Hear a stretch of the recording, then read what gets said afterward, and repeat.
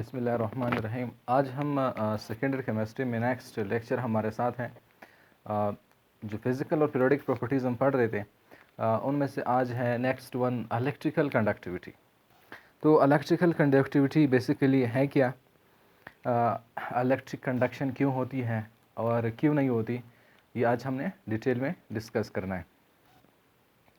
तो सबसे पहले इलेक्ट्रिकल कंडक्टिविटी क्या है, अगर हम उसको डिफ़ाइन करना चाहें तो बेसिकली जब हम उसकी डेफिनेशन बनाते हैं तो डेफिनेशन ये है, the ability of material to conduct electric current.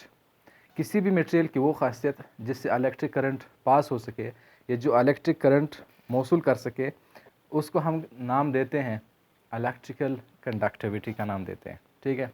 अच्छा, ये इलेक्ट्रिकल कंडक्टिविटी किस चीज़ पे डिपेंड करता है? अगर हम इलेक्ट्रिक करंट की डेफिनेशन बनाते हैं तो बेसिकली हम कहते हैं द फ्लो ऑफ चार्जेस या द फ्लो ऑफ इलेक्ट्रॉन, उसको हम नाम देते हैं करंट। तो यहाँ पे भी जो कंडक्शन है वो डिपेंड करता है इलेक्ट्रॉन पे, और वो इलेक्ट्रॉन किसके, एटम्स के या एलिमेंट्स की अंदर जब इलेक्ट्रॉन लूजली होते हैं या हम कह सकते हैं डीलोकलाइज होते हैं, या हम दूसरे अल्फाज में कह सकते हैं कि अगर इलेक्ट्रॉन मोबाइल होते हैं, अगर वो कम्प्लीटली जो न्यूक्लियस है उन इलेक्ट्रॉन के ऊपर उसका होल्ड नहीं होता, तो वो इलेक्ट्रॉन हम मोबाइल इलेक्ट्रॉन का नाम देते हैं या डीलोकलाइज इलेक्ट्रॉन का नाम देते हैं। उन इलेक्ट्रॉन की वजह से फिर वो एलिमेंट्स क्या शो करते हैं, कंडक्शन शो करते हैं। हम कहते हैं ये एलिमेंट क्या है, ये एटम क्या है, कंडक्टर है।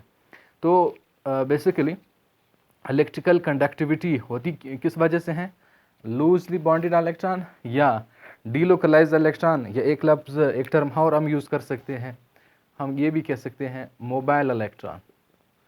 मोबाइल इलेक्ट्रॉन वो इलेक्ट्रॉन जो अराउंड द न्यूक्लियस जब वो रिवॉल्व करते हैं, तो वो बेसिकली न्यूक्लियस का उन या पॉजिटिवली चार्ज न्यूक्लियस का उन इलेक्ट्रॉन के ऊपर इतना होल्ड नहीं होता, तो हम उन इलेक्ट्रॉन को नाम देते हैं मोबाइल इलेक्ट्रॉन या लूजली बॉन्डेड इलेक्ट्रॉन या डीलोकलाइज इलेक्ट्रॉन। इन डीलोकलाइज या लूजली बॉन्डेड या मोबाइल इलेक्ट्रॉन की वजह से क्या होती है, कंडक्शन होती है। तो अगर हम थर्ड पीरियड की बात करते हैं तो थर्ड पीरियड में हमारे साथ सोडियम है, मैग्नीशियम है, एल्युमिनियम है, silicon, phosphorus, sulphur, chlorine and argon, ये एलिमेंट्स हमारे साथ।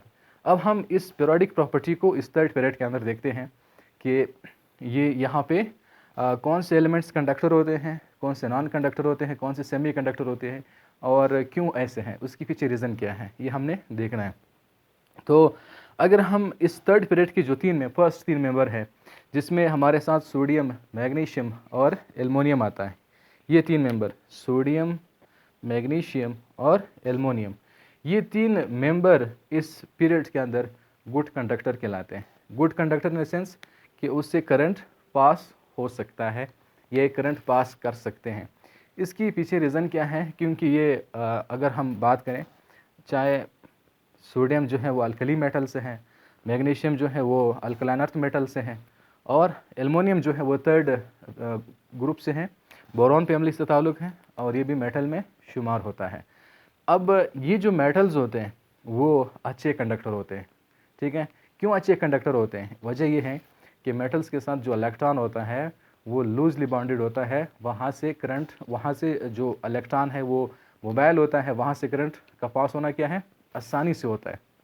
अच्छा, फिर उसके बाद जो सिलिकॉन है ये सेमी कंडक्टर कहलाता है। Semi conductor in the sense कि बाज़ औक़ात ये कंडक्ट कर सकता है और बाज़ औक़ात कंडक्ट नहीं कर सकता।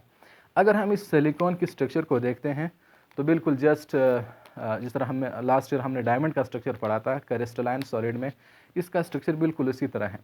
और हमने ये भी पढ़ा था कि ये जो डायमंड था उसकी जो प्रॉपर्टी थी वो एक डायरेक्शन में कंडक्टर था, दूसरे डायरेक्शन में नॉन कंडक्टर था। तो ये प्रॉपर्टी डायमंड की थी। अब यहाँ पे ये प्रॉपर्टी बिल्कुल सिलिकॉन का स्ट्रक्चर बिल्कुल डायमंड लाइक है, इस तरह स्ट्रक्चर है। तो ये भी एक डायरेक्शन में कंडक्टर है, दूसरे डायरेक्शन में फिर नॉन कंडक्टर है।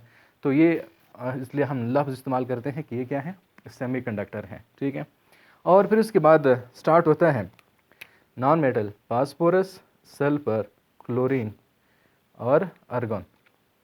आर्गॉन चूँकि स्टेबल है, ये एक अलग, ठीक है, ये नोबल गैसेस या नोबल एलिमेंट में हम उसको रखते हैं। अच्छा, ये जो नॉन मेटल्स होते हैं ये चाहे फास्फोरस है, चाहे सल्फ़र है, चाहे क्लोरीन है, चाहे आर्गॉन है, आर्गन चूँकि नॉन मेटल में शुमार नहीं होता। तो अब ये एलिमेंट्स नॉन कंडक्टर कहलाते हैं। नॉन कंडक्टर की वजह क्या है कि यहाँ पे इस फास्फोरस के पास, इस सल्फ़र के पास, इस क्लोरीन के पास लूजली बॉन्डेड इलेक्ट्रॉन नहीं होता। यह हम कहते हैं मोबाइल इलेक्ट्रॉन नहीं होता। जब मोबाइल इलेक्ट्रॉन नहीं होता या लूजली बॉन्डेड इलेक्ट्रॉन नहीं होता तो फिर वहाँ से कंडक्शन नहीं होती। हम कहते हैं ये क्या है, नॉन कंडक्टर है। अब सवाल ये है कि क्यों मेटल्स का इलेक्ट्रॉन क्या है, लूजली बॉन्डेड है, और यहाँ पे इन एलिमेंट्स की जो इलेक्ट्रॉन है वो लूजली बॉन्डेड नहीं है। वजह क्या है? वजह यह है, जब हम मेटल की बात करते हैं तो मेटल्स में हमें मिलता है इलेक्ट्रोपॉजिटिविटी। इलेक्ट्रोपॉजिटिविटी एलिमेंट्स की वो करेक्टर होता है जो जिसमें एबिलिटी होती है कि वो इलेक्ट्रॉन क्या करें, डोनेट करें, इलेक्ट्रॉन दे सके। अब इलेक्ट्रॉन क्यों देता है? वजह यह है कि उसकी वैलेंस शेल में इलेक्ट्रॉन कम होते हैं, अपना वैलेंस शेल कंप्लीट नहीं कर सकता। और दूसरा मेन रीज़न ये भी है कि उसका जो न्यूक्लियस है मेटल्स का, वो न्यूक्लियस अपने वैलेंस शेल इलेक्ट्रॉन के ऊपर उसका होल्ड नहीं होता और वो लूजली बॉन्डेड होता है। वो आसानी से डोनेट भी कर सकता है और वो मोबाइल होता है और उसका कंडक्शन में अहम रोल भी होता है। तो यहाँ पे ये जो नॉन मेटल्स हैं जिसमें फास्फोरस है, सल्फ़र, क्लोरीन आता है, तो थर्ड पीरियड के अंदर ये जो एलिमेंट्स हैं नॉन मेटल हैं, इन एलिमेंट्स में प्रॉपर्टी फिर क्या रहती है कि वो इलेक्ट्रॉन देते नहीं हैं बल्कि इलेक्ट्रॉन क्या करते हैं, लेते हैं। इसका जो पॉजिटिवली चार्ज न्यूक्लियस है, ठीक है, अपने इलेक्ट्रॉन को भी अपनी तरफ, ये जो अपनी वैलेंस शेल में उसका इलेक्ट्रॉन है उसको अपनी तरफ अट्रैक्ट तो कर लेता है, लेकिन साथ में एडजेसेंट दूसरा जो इसके साथ बॉन्डेड एटम है उसके इलेक्ट्रॉन को भी अपनी तरफ क्या कर लेता है, अट्रैक्ट कर लेता है। तो नॉन मेटल्स में करेक्टर मौजूद हैं इलेक्ट्रोनेगेटिविटी, जो आगे हम डिस्कस करेंगे। तो इसमें इलेक्ट्रोनेगेटिविटी है, ठीक है, अपने इलेक्ट्रॉन को जो अपने वैलेंस शेल में है उसके साथ साथ एडजेसेंट दूसरे एटम के इलेक्ट्रॉन को भी खींचने की सलाहियत इसमें मौजूद है। इसकी पॉजिटिवली चार्ज न्यूक्लियस में सलाहियत मौजूद है, ये करेक्टर उसमें मौजूद है। इस वजह से ये नॉन कंडक्टर समझे जाते हैं कि उसके पास इलेक्ट्रॉन मोबाइल नहीं होता, ठीक है, जिस वजह से वो नॉन कंडक्टर में शुमार होते हैं। तो बहुत सिंपल है, फर्स्ट 3 मेंबर मेटल हैं, अच्छे कंडक्टर हैं, फिर उसके बाद सिलिकॉन है, वो सेमी कंडक्टर हैं, रेस्ट ऑफ द मेंबर है फास्फोरस, सल्फर, क्लोरीन, आर्गन, ये नॉन कंडक्टर में शुमार होता है। वजह क्या है? ये नॉन मेटल्स होते हैं, उसके पास इलेक्ट्रॉन लूजली बॉन्डेड नहीं होता या मोबाइल नहीं होता, तो ये नॉन कंडक्टर में शुमार होता है। अच्छा, इसके बाद आते हैं नेक्स्ट, इलेक्ट्रोनेगेटिविटी।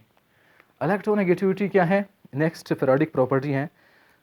इलेक्ट्रोनेगेटिविटी बेसिकली अगर हम बात करते हैं किसी भी मॉलिक्यूल के अंदर, बहुत सिंपल अंदाज में आपको बताऊंगा, किसी भी मॉलिक्यूल के अंदर जब 2 एटम्स बॉन्डेड होते हैं, ठीक है, तो उनमें से एक एटम क्या करता है, अगर वहाँ पे शर्त है कि इक्विवेलेंट बॉन्ड हो, तो उस इक्विवेलेंट बॉन्ड से बॉन्डेड जो 2 एटम्स होते हैं उसमें से एक एटम के पास ये पावर होता है कि वो उस शेड पेयर को अपनी तरफ क्या करे, खींच सके। उस पावर को हम नाम देते हैं, उस शेड पेयर को अपनी तरफ खींचने की जो पावर है उसको हम नाम देते हैं इलेक्ट्रोनेगेटिविटी। यानी किसी भी मॉलिक्यूल के अंदर एलिमेंट की वो पावर जो शेड पर इलेक्ट्रॉन को अपनी तरफ क्या कर सके, खींच सके, इस पावर, इस एबिलिटी, इस टेंडेंसी को हम नाम देते हैं इलेक्ट्रोनेगेटिविटी। द पावर और ability of an atom to attract the shared pair of electron towards itself within molecule. Molecule के अंदर अगर एक element shared pair of electron को अपनी तरफ खींचता है, उस खींचने की पावर को हम नाम देते हैं इलेक्ट्रोनेगेटिविटी। यहाँ पे हमने एग्जांपल लिया है HCl की बात की। HCl एक मॉलिक्यूल है जिसमें हमें एक हाइड्रोजन एटम मिल रहा है, दूसरा क्लोरीन एटम मिल रहा है, लेकिन यहाँ पे इलेक्ट्रॉन शेयर हुआ है इन दोनों के दरमियान। लेकिन इलेक्ट्रॉन जब शेयर हुआ है तो शेड पेयर किसके करीब हैं, शेड पेयर करीब हैं क्लोरीन के। किसके करीब हैं? क्लोरीन के करीब हैं। तो अब मैं नाम दूंगा कि क्लोरीन क्या है, इलेक्ट्रोनेगेटिव एलिमेंट। क्यों? शेड पेयर किसने अपनी तरफ खींचा है, क्लोरीन ने खींचा है। तो जिसमें खींचने की पावर मौजूद है उस पावर को हम नाम देते हैं इलेक्ट्रोनेगेटिविटी। दूसरा एग्जांपल यहाँ पे देखते हैं ऑक्सीजन की। H2O के अंदर अगर आप देखें 3 एटम्स हैं, इसमें जो शेड पेयर है वो किसके करीब हैं, वो ऑक्सीजन के करीब है। तो शेड पेयर ऑक्सीजन अपनी तरफ क्या कर लेता है, खींच लेता है, क्योंकि ऑक्सीजन के पास क्या ज़्यादा है, इलेक्ट्रोनेगेटिविटी ज़्यादा है, शेड पेयर ऑफ इलेक्ट्रॉन खींचने की सलाहियत ज़्यादा है। तो इस वजह से, अच्छा क्यों ज़्यादा है, वजह क्या है? वजह यह है कि ये नॉन मेटल हैं, ठीक है। नॉन मेटल का साइज़, एटॉमिक साइज़ छोटा होता है, और उसका जो पॉजिटिवली न्यूक्लियस है वो अपने इलेक्ट्रॉन के साथ साथ दूसरे बॉन्डेड एटम्स के इलेक्ट्रॉन को भी अपनी तरफ क्या करता है, खींचता है। उस खींचने की पावर को इलेक्ट्रोनेगेटिविटी का नाम देते हैं। अच्छा, elements with low value of electronegativity, अगर आप थर्ड पीरियड उठाते हैं, ठीक है, तो क्योंकि उसको अभी इस इलेक्ट्रोनेगेटिविटी को हमने कहाँ पे देखना है, हमने देखना है थर्ड पीरियड के अंदर। तो थर्ड पीरियड के अंदर अगर हम देखते हैं तो थर्ड पीरियड के अंदर पहले 3 मेंबर क्या हैं, सोडियम, मैग्नीशियम एंड एल्युमिनियम। अब ये जो मेंबर है ये हमारे साथ क्या है, ये तो मेटल्स हैं, ठीक है। अब मैंने बताया कि मेटल्स की खासियत इलेक्ट्रोनेगेटिविटी नहीं होती है, अगर होती भी है तो बहुत कम होता है, ठीक है। तो मेटल्स की खासियत होता है electropositivity, the ability to loss electron. अब इलेक्ट्रोनेगेटिविटी किसकी खासियत है, वो नॉन मेटल्स की खासियत है कि वो इलेक्ट्रॉन क्या करेगा, खींच लेगा, गेन करेगा, ठीक है।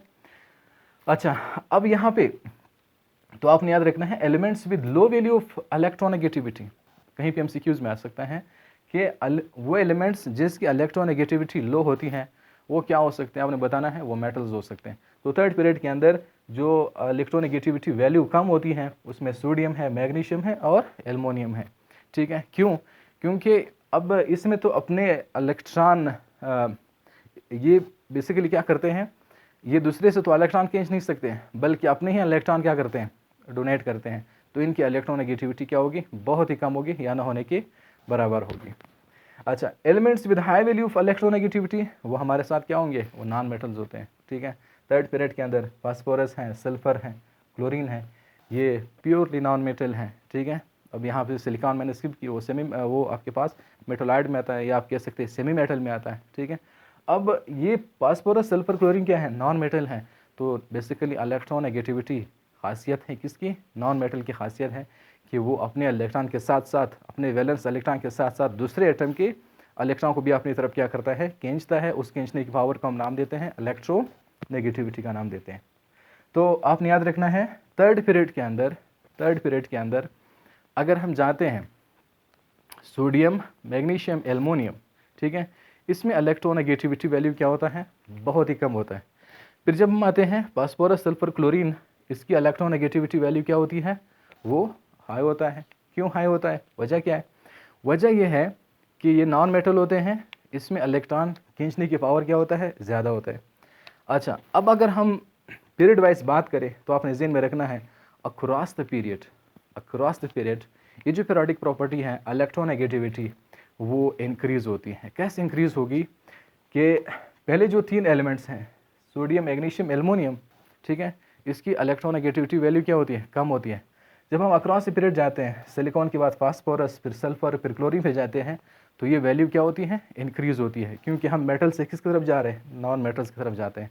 फिर आखिर में हमें क्या मिलता है, हमें आर्गॉन मिलता है। अब आप कहेंगे आर्गॉन की इलेक्ट्रोनेगेटिविटी क्या होगी, आर्गॉन हमें आर्गॉन के बहुत कम कंपाउंड्स मिलते हैं या बहुत कम मॉलिक्यूल्स मिलते हैं, तो इसलिए रेयर कंपाउंड या इसकी स्टेबिलिटी की वजह से हम आर्गॉन की इलेक्ट्रोनेगेटिविटी नहीं ले सकते। आप ये भी कह सकते हैं कि इलेक्ट्रोनेगेटिविटी उनकी होती है जो अनस्टेबल होते हैं। अब ये क्या है, ये तो स्टेबल है। अच्छा, तो आपने याद रखना है थर्ड पीरियड में इलेक्ट्रोनेगेटिविटी क्या होती है, इंक्रीज़ होती है।